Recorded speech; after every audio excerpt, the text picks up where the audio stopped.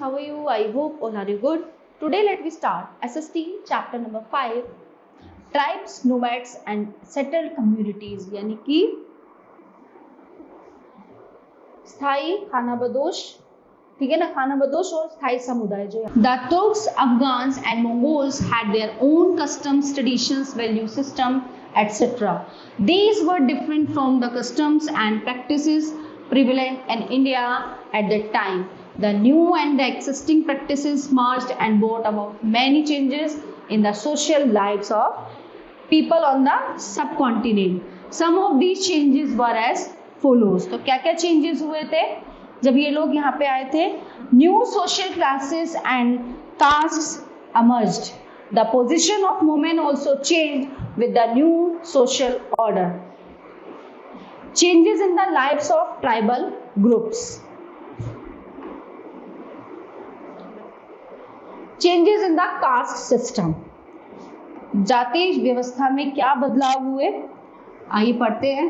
During the early medieval period 800 to 1200 CE, the caste system continued to be rigid with four main castes: ब्राह्मण, क्षत्रिय, वैश्य and शूद्र, जैसा कि मैंने पिछले chapters में आपको बताया है. The position of women declined and they were subjected to evil practices such as sati, jauhar, child marriage and polygamy. अब ये अत्याचार महिलाओं पे होने शुरू हो गए, है ना. जैसे सती पति मर जाता है तो उसकी चिता पे उसको बिठा देना, जौहर करना यानी कि आग में कूद जाना, बाल विवाह कर देना. However, in South India, women were educated in various branches of learning and fine arts. During the Sultanate period 1206 to 1526 यानी कि 1206 से लेके 1526 तक, society was characterized by the segregation of two dominant communities, Muslim and Hindu. तो किसमें but गई ये community? दो कम्युनिटी बन गई, मुस्लिम और Hindu. The caste system was rigid and caste rules was strictly followed, especially in marriages and socialising. Social evils such as the Purda system and Sati were widely prevalent during the Sultanate period. Under the Mughals 1526 यानी 1526 to 1707, the ruling class, nobility and official enjoyed privileges and led luxurious life. Women continued to suffer from social evils. सबसे ज्यादा सफर कौन कर रहा था उस time पे? महिलाएं, औरतें, लड़कियां. और ये अब से नहीं, ये पहले से चला तो है. सबसे ज्यादा सफर वो ही करती हैं. मेल को कहीं ना कहीं प्रेफरेंस हर चीज में दी जाती है. Tribes, nomads and itinerant groups. A tribe view historically or developmentally consists of a social group existing before the development of or outside of states.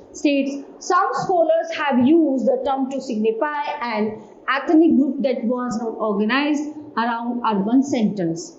Nomads and itinerant groups are communities of people that move with cattle from one place to another rather than settle down permanently in one location. Many cultures have been traditionally nomadic, but traditional nomadic behavior is increasingly rare in industrialized countries. There are three kinds of nomads: hunter-gatherers moving between hunting grounds, pastoral nomads moving between pastures, and peripatetic nomads offering their skills and crafts. The terms nomads and itinerant communities are often used interchangeably. State formation in tribal societies. Indian tribals are called Adivasis, meaning original inhabitants. They are also called Atavika, forest dwellers, Vanvasis of Girijans, hill people. In the medieval period, tribals and nomads forms a sizable part of the population. So, some of these tribal groups came in contact with the new development in medieval Indian society. Gradually, they changed their lifestyle, began to lead a settled life, and adopted new agriculture techniques. Some tribal groups also gained political and economic power. They had control over key trade routes and forest resources. The Gonds and Ahoms were two such powerful tribal life of nomads. Nomads are people who do not have permanent residence. They move from one place to another to earn their livelihood. Many of them are pastoralists who roam from one pasture to another with their flocks and herds. Nomadic pastoralists moved over long distances with their animals. They lived on milk and other pastoral products. They also exchanged wool, ghee, etc. with settled agricultures for grain and utensils and other products. They have bought and sold these goods as they move from one place to another, transporting them on their animals. The Banjaras were the most important trader nomads. Their karma was called Tanda.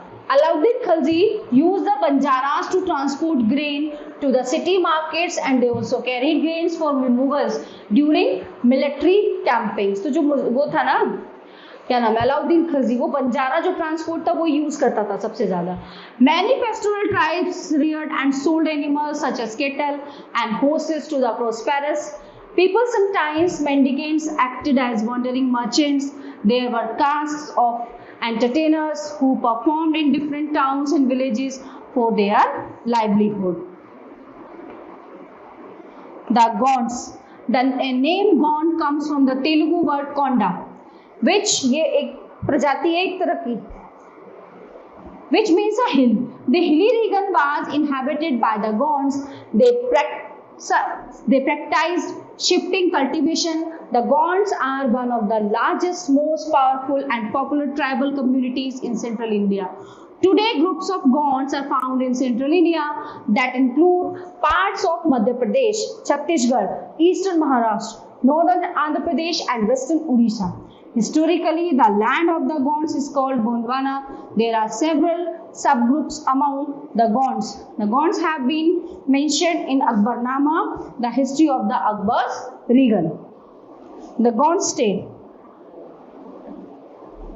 The Gond region was ruled by the Rajput dynasties. They ruled from 6th to 12th centuries. So, Gond kings were very powerful as compared to other Hindu kings of the neighboring kingdoms. The medieval concept of a decentralized administrative system was popular with the Gonds. The kingdom was divided into gards. Each gard was under a particular Gond clan. This was further divided into units of 8 full villages called Chaurasi. The Chaurasi was further subdivided into barods. Each barod was made up of 12 villages. Each Gond chiefs were not satisfied with their tribal status and wanted to be recognized as Rajput. Thus, they married into Rajput families. Aman Das, the Gond Raja of Katanga, assumed the title of Sangram Shah. His son Dalpat Shah married Princess Durgavati, the daughter of Salbahan, the Chandela Rajput Raja of Mahoba. Dalpat died early, and at the time his son Bir Narayan was just 5 years old. Rani Durgavati was a capable queen and started ruling on the behalf of her minor son. Under the rule of Rani Durgavati, the kingdom flourished and became more extensive. Akbar the Great asked her to accept Mughal suzerainty, but she refused in 1565. The Mughal force under Asif Khan attacked Garh Katanga. Rani Durgavati was defeated. She along with her son fought bravely but didn't survive the battle. तो क्या वो जो रानी दुर्गावती थी वो उसमें युद्ध में survive नहीं कर पाई और अकबर से उनका युद्ध हुआ था. गढ़ Katanga was a wealthy state. It had accumulated its wealth from trapping and exporting wild elephants. The Mughals, after defeating Gonds, gained many precious coins and elephants. The Gonds were weakened and couldn't recover their past strength and glory. Later, the Marathas and Bundes crushed their remaining power by the 18th century. The Ahoms. ये अलग अलग तरह की प्रजातियां हैं यहाँ पे. The Ahoms are part of the Shah tribe. They belong to the region of Assam, which is presently a northeastern state. In the 13th century, the Ahoms migrated to the Brahmaputra Valley from present-day Myanmar. They were tough warriors, and created a new state by suppressing the older political system of the landlords. They annexed and defeated several tribes, such as tribe of CH-5. They were defeated by Mughals, but Mughals couldn't maintain their control over the Ahoms for long. By 1660s, they could even make high quality gunpowder and cannons. The Ahoms subjugated many tribes and established a large states. Ahom society was divided into clan और खेल्स, दो group में बटी हुई थी ये भी. अकेल control several, जो खेल वो थी समुदाय, उसने बहुत से गांव को कंट्रोल में ले रखा था. इट हैड डिफरेंट कास्ट, विभिन्न प्रकार की जातियां थी. The administration showed decentralization of power. The Ahoms worship their own tribal gods. Hinduism was adopted by many, but they didn't give up their traditional beliefs. Ahoms patronized poets and scholars. Rudra Singh, 1696 and to 1714, was the most powerful Ahom ruler. The Ahom state depended on forced labor. The forced laborers were called packs. Every villages had to send packs in rotation. Population was managed by shifting people from more populated villages to less populated ones. In Ahom society, poets and scholars were given importance, and several important work of Sanskrit were translated into local language. So the all topics are covered in this chapter here. I hope you all are very well understand and enjoy it. So we will meet you next class. Thank you.